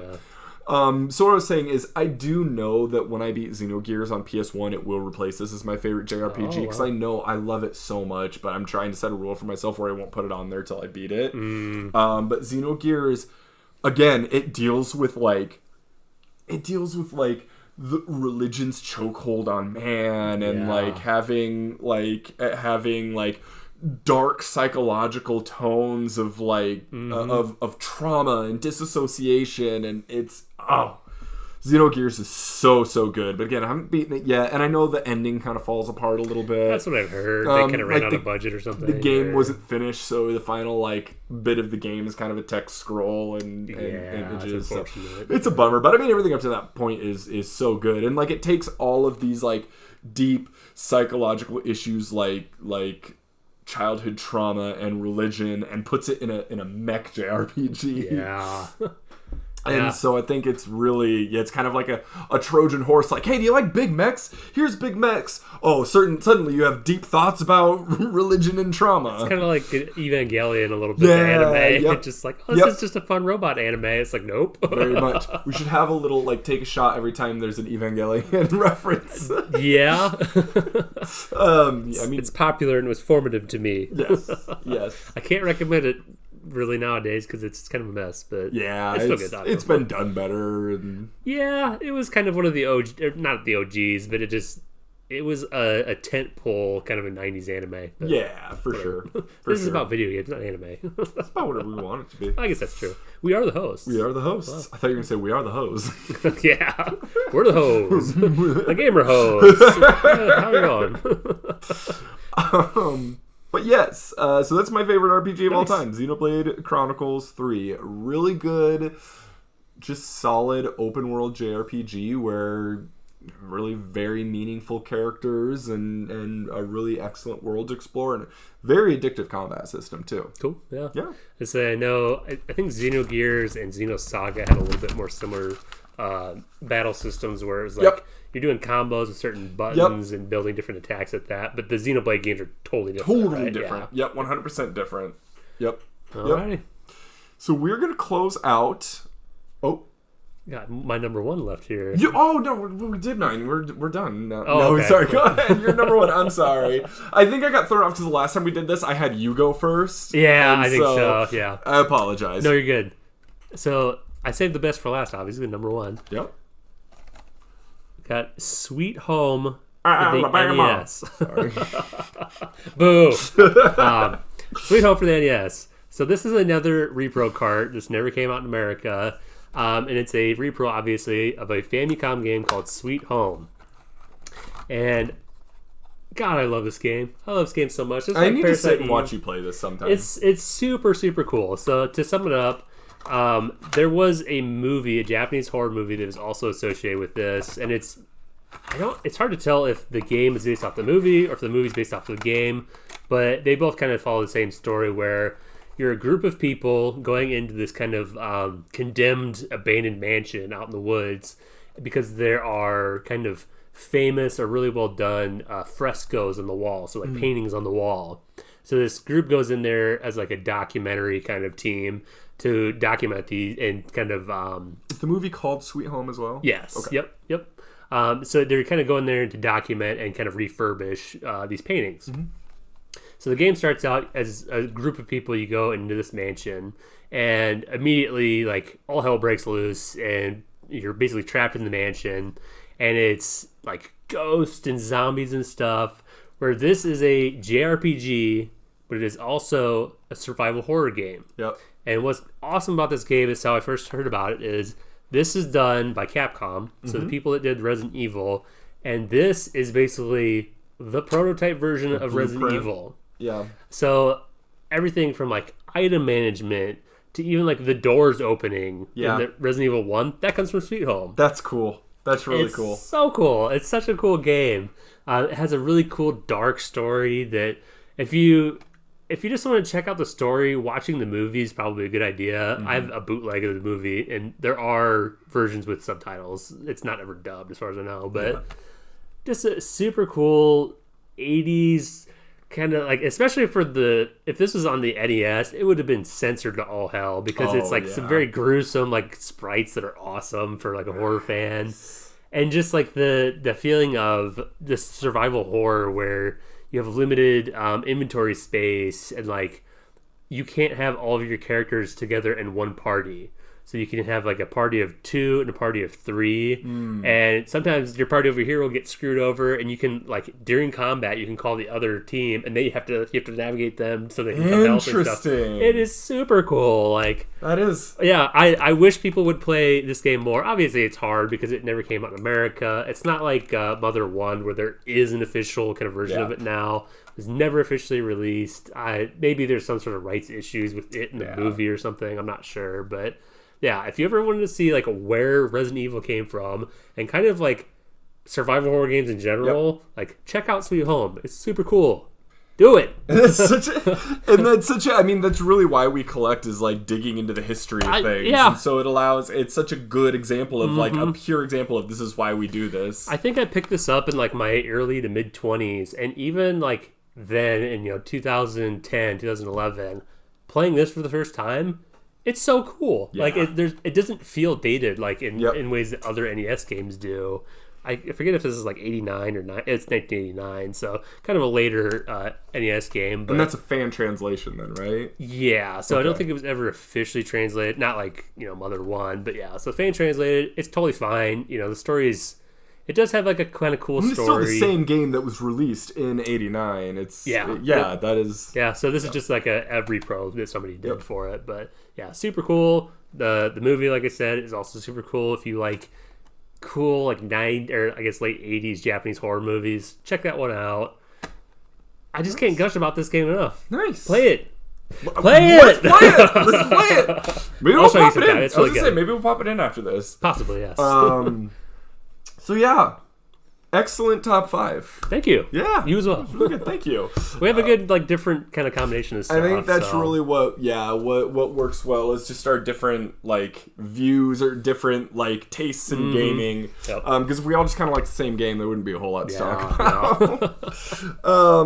So I think we're gonna wrap up here on upcoming games that we're excited about. So 2024 has a lot coming up that is really exciting. I've got a couple. I know you've got a couple. So when do you start? What are you most excited for coming here? So I think it was last year I had a ton of games come out that I was really excited for. I think that was like Armored Core 6 came out. A bunch of other stuff I was into. So this year's been a little bit slower, but there's still some good stuff coming out here. So I mentioned earlier R-Type Tactics 1 and 2 Cosmos is the collection. 1 and 2. 2, which is named Bitter Chocolate. Not sure why. But that is Bido chocolate. It's never been Bido chocolate. Sorry. But so the second one has never been released in America. So this is gonna be the first time we've ever gotten it. Nice. It has gotten. I think it was supposed to be released last year, and it's kind of progressively gotten pushed back further and further. So the last update was fall of this year. So it's approaching fall, and there's still not a definitive launch date. So I guess I'll go with my scheduled ones here first. R-Type Tactics 1 and 2 Cosmos. That's probably the one I'm most excited for. I just beat the first one, the one that you just showed here earlier this year for like the second time, and I love the game. Not perfect. It definitely appeals more to like R-Type fans because there's all kinds of like little R-Type lore tidbits and stuff. And if you don't know all the ships and all the history and stuff, it's probably not going to mean. Well, I love to sit and listen to you talk about R-Type lore. I could, yeah. You just vomit out R-Type facts for a whole hour. Speaking of tactics games, so another series I like a lot is the Metal Slug series. So on my big Neo Geo, where I brought in the big chunky carts and stuff, Metal Slug originated from that console, and I think it was done. It's done by a company called Nazca. I don't know that it was with SNK, but It's kind of been a dormant series for a while where Yeah. they've done like cell phone games and stuff. Not super interested in. But the upcoming, and maybe this has a release date now, but Metal Slug Tactics is coming out. And it's basically a grid-based, I assume turn-based strategy game with Metal Slug characters and enemies and stuff. So I'll probably wait to see reviews on that one. December 2024. Okay, there you go, December. I'll probably wait for the reviews on that just to see if it's good or not. Because I really like Metal Slug, but there's been some Metal Slug trash. So I don't know. Like where R-Type Tactics 1 and 2 Cosmos, that'll be a day one buy for me. Probably going to get the special edition, blah, blah, blah. Yeah. The last unscheduled one, or maybe it's not unscheduled now, is Clock Tower Rewind. So Clock Tower is another cool, older survival horror game. So if you don't know about it, it's for the Super Famicom, so the Super Nintendo, and it's kind of like a point and click type game, but you are also point and clicking to avoid the kind of the slasher of the game. Yeah. So it's kind of like a traditional slasher horror movie where I think it's like you're... Is that the one with the guy with the scissors? Yes, Scissor Man. Scissor Man? His name's Scissor Man. He's a little guy with big scissors. Yeah. But you play as... I forget if his name... His mom obviously told him to never told him to run without scissors. Well, that's why he became a murderer. That's right. Yeah, you play as like a girl that goes to some academy or something like that, an orphanage, and basically goes from there with people getting murdered or whatnot. The main character is based off of Jennifer Connelly from the movie... Oh God, what is it? Phantasm? That is a movie with Jennifer Connelly. I'm gonna have to. While you're looking that up, publisher Super Deluxe Games confirmed that the Japanese release date for the upcoming Clock Tower Rewind falls on October 31st. Oh, really? Okay, that's appropriate. Yeah, you don't know if it's going to be... Halloween. It didn't say anything about American release date, but you don't see as many, like... You see more side-by-side releases with Japanese games. Falcom still, for some reason, doesn't do it, but... I mean, the more that they have to translate, kind of like the longer. Yeah, Ease would have a lot to translate. So sorry. No, give me a second. You're fine. It's definitely one of her Phenomena. That's what it Phenomena. is. There's another movie called Phantasm. There's another one, Phantasmagoria.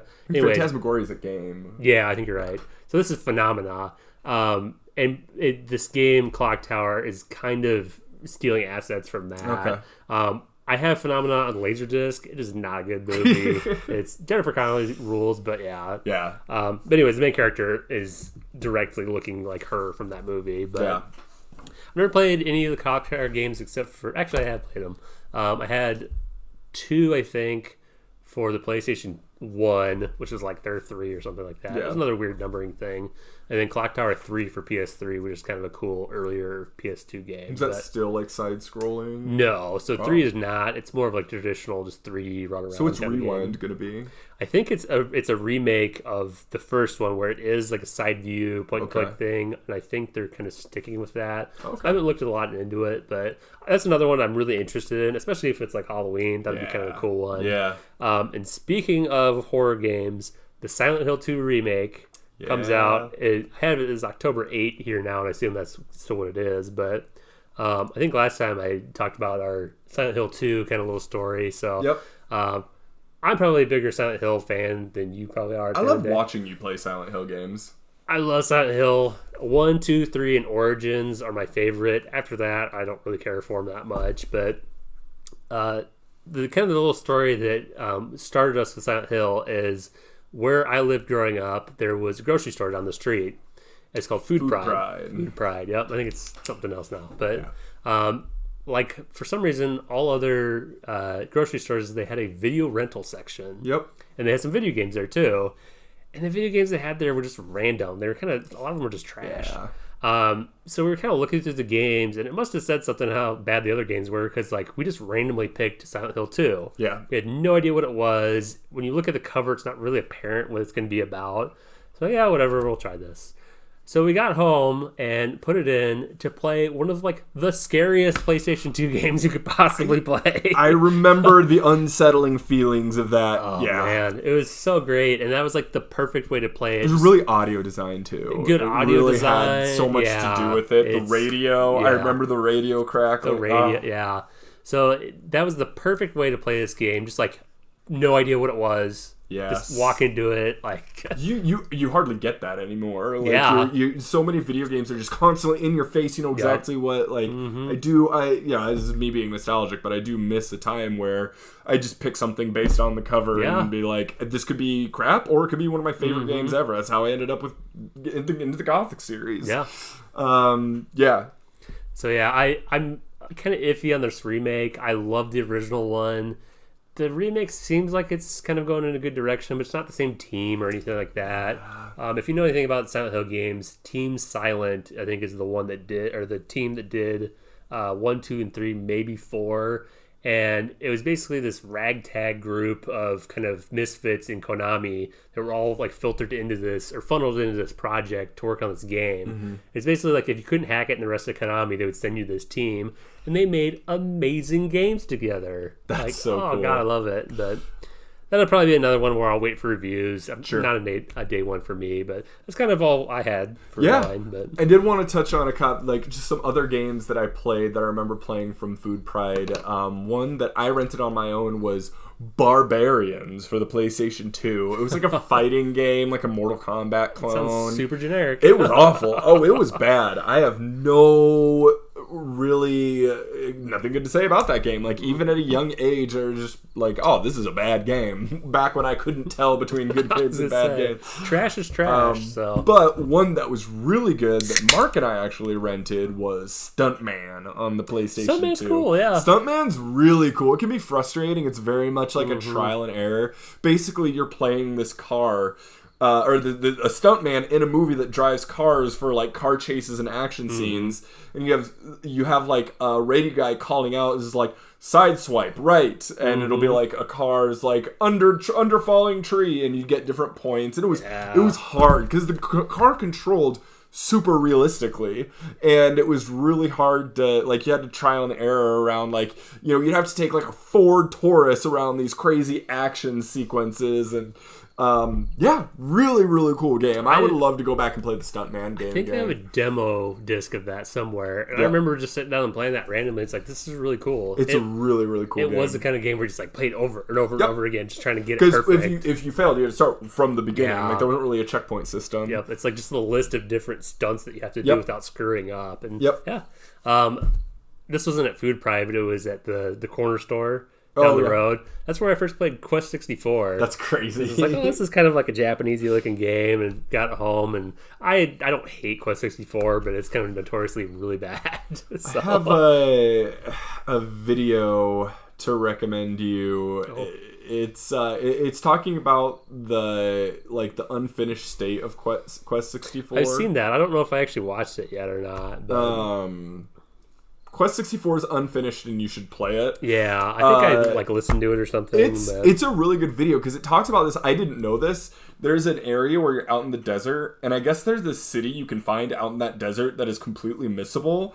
And there's this like Lovecraftian like guy that talks about like different parts of the lore that you never hear anywhere else in the game. Because at the beginning of the game is the setup about this book, the L-Tale book, and like you have to go find your dad, and that's it. And you really never hear the whole game. You never hear much about those things again until the end of the game. The story is very sparse in that game. But this guy gives this very deep like lore explanation for some of these things, and it's in the city that most people miss. It's been so long since I beat it. It's so weird. And there's so many like different things that are like evidence of like bigger plans that were supposed to go into the game. Because like the world and the towns are like kind of cool. Like the graphics are good. It has like a liminal kind of feel to it where it's just like it's kind of an empty game, but there are still kind of like cool environments and stuff. And it's a hard game too. It's not an easy game, but. Yeah, I just have kind of cool memories of like just randomly running that, and I actually still have a copy of it as well. I have a complete copy of that. You do, yeah. Good job. So there are three games mainly I'm excited coming up. One I don't have written down here, but we mentioned it earlier, that I've talked enough about it, but it's Ys 10 Nordics, so it's the newest game in the Ys series. And they are kind of going back to their roots where you're not having a 3-party system anymore.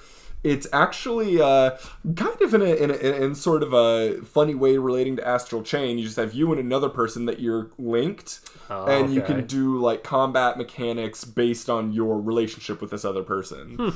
It's got a very Viking theme, which obviously appeals directly to me, and it has like ship combat, like obviously not going to be as polished and realistic as like Assassin's Creed 4, but that style of ship combat, which again, very nervous for Adol, praying for his soul.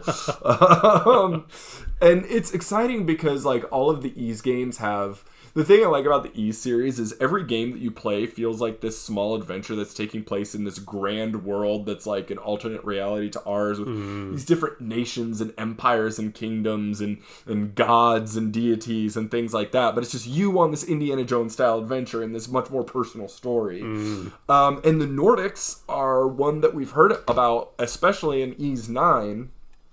The latest one, but you haven't really been there or seen much of it, and we're just getting launched into it to this more Viking style. It's basically the Ys world version of Norway. Right. And Scandinavia.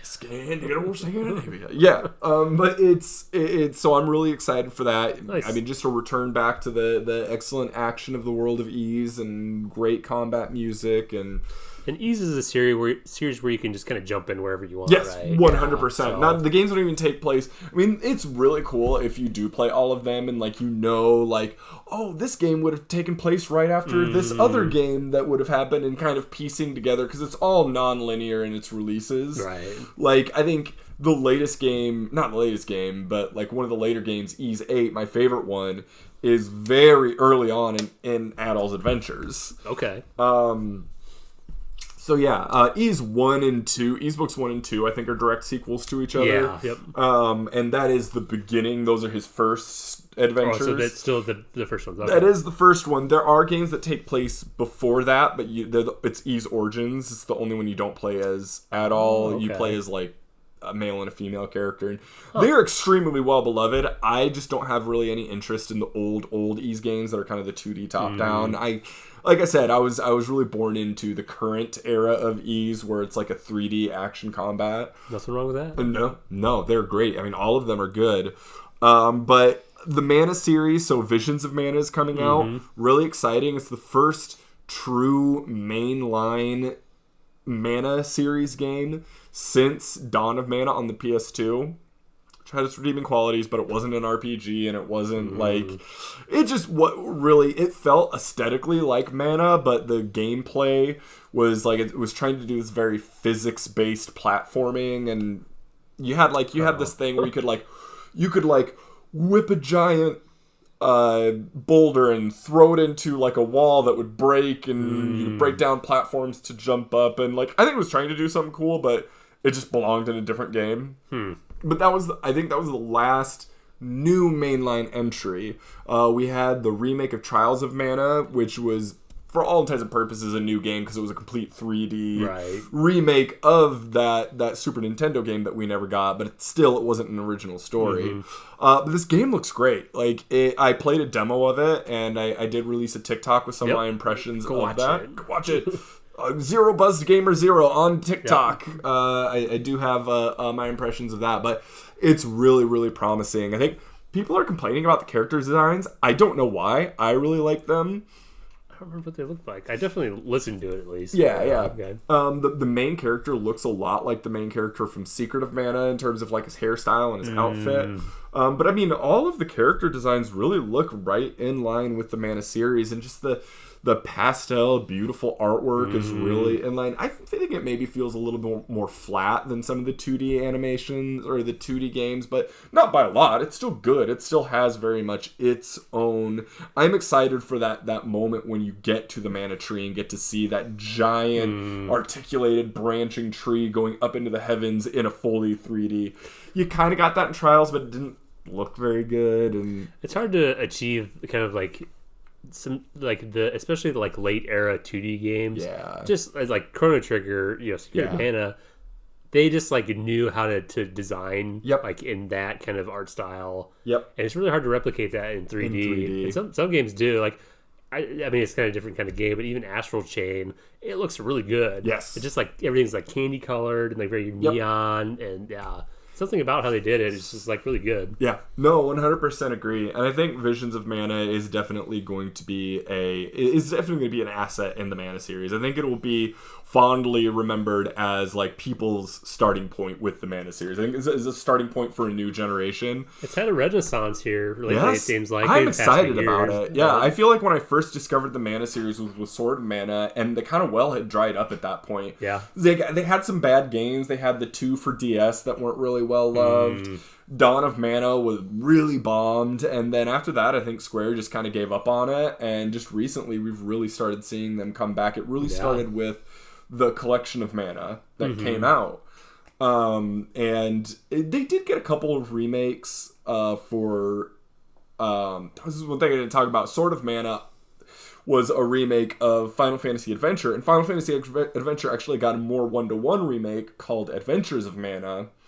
Really? Yeah, and it's pretty good. It plays more like the original, and it's I definitely like Sword of Mana more, but it's more of a, if you just want that original experience in a top-down 3D JRPG, it's that. I'll show it to you. I have it on Vita, and then they remade the Secret of Mana in 3D from a top-down, and people really didn't like that. I made another TikTok about that. I really do like it. It's really, really good. But yeah, Visions of Mana is probably my number 2 most anticipated game. Nice. Number 1, Dragon Age: The Veilguard.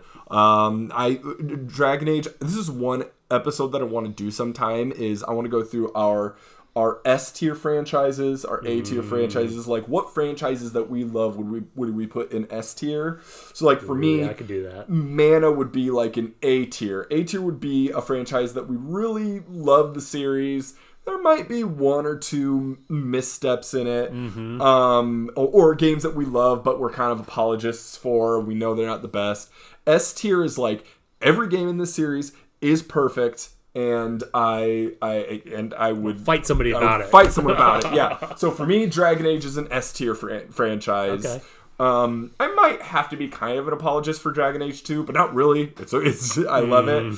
All of Dragon Age is good. So I would put like Dragon Age up there for me, right with like The Witcher and Zelda. I would probably put them a little below that. That's why it's a tier, not a ranking. Yeah. But it's definitely above A tier. It is an S tier franchise, but the Veilguard really looks like it's taking...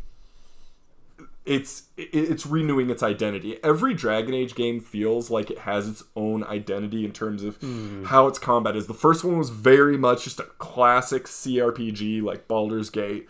The second game started injecting more action. The third game brought back more tactics, but did make the action more action heavy.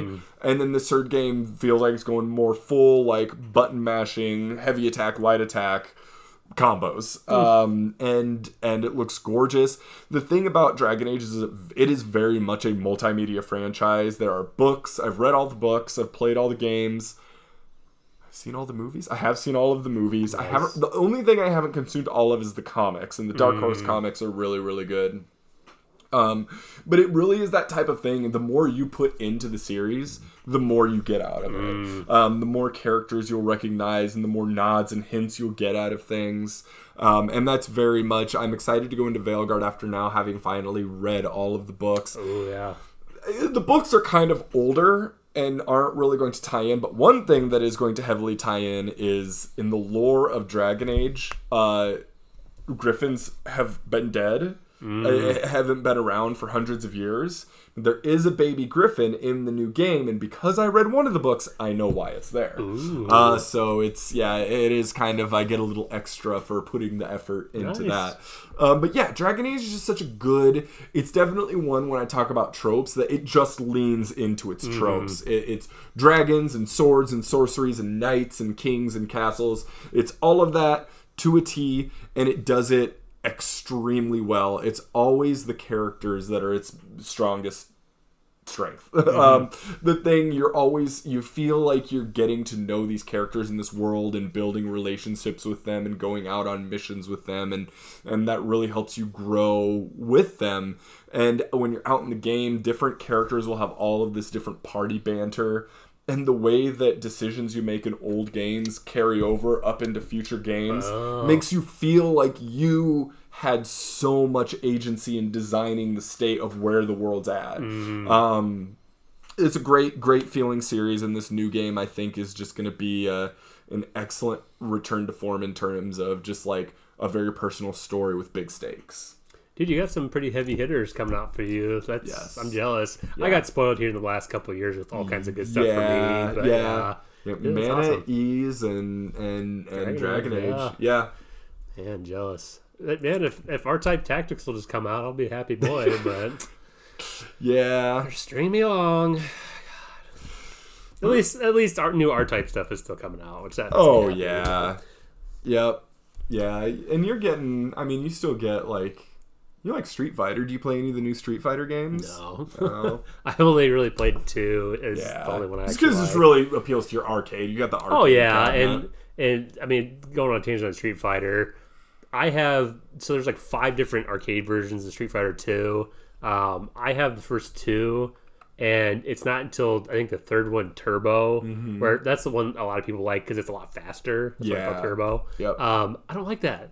Yeah, I really like the slower, like the World Warrior is the first one, and then Championship Edition is the second one, which just includes the boss characters. But I like how slow and kind of like tactical it is compared to just like craziness of Turbo. Yeah. But I don't know. That's just me. But Street Fighter. I'm not gonna say anything bad about it. Like it's just not for me. But I think 6 came out here recently. I think it's doing pretty good. I think it's gotten good reviews. I think I tried 4 or 5, and that's the other thing is like fighting games nowadays are just so complicated. Yeah, there's so many systems too much and going bars on. and so I just like that's why I like Street Fighter. Like the original 2 Street Fighters don't even have like a special meter in them. So more straightforward. We are approaching 2 hours here, so I'm going to call that here. Thank you again for another excellent episode. Course. We are back. Cheers. For sure, we are going to be back to regular bi-weekly uploads now that we're past kind of our technical issues. Let's make sure we got the audio on this one. We do. We double checked it before. We're all in good shape there. But again, thank you very much for joining us for a special episode. Just having fun talking about our favorite games. Do you have the next episode planned yet? Or no? Okay, all right. No, not at all. A secret. Surprise. Yeah, it'll be a secret even to me. Ooh. Wow. But we will see you all in the next episode. Again, thank you very much for joining us. Thank you for supporting us. If you don't already, follow. We both have TikTok now. I'm at BuzzGamer0. Brett, you have 2 of them. One for your music and one for your... Yeah, am I Gamerbuzz Brett? Yeah. I think Gamerbuzz Brett is the one that's related to this, and my music one is Digital Devil EDM, maybe? I was thinking, it's like I have a song that I have pretty much complete, but I haven't released yet. Maybe we could do a release thing on the podcast. So I can force people to listen to my music. A captive audience. Perfect. The best kind of audience. Yes. All right. Well, we'll look forward to that. So we can put that teaser and look forward to more music from Digital Devil, a.k.a. my co-host Brett. Until then, thank you all. And this is a placeholder send-off.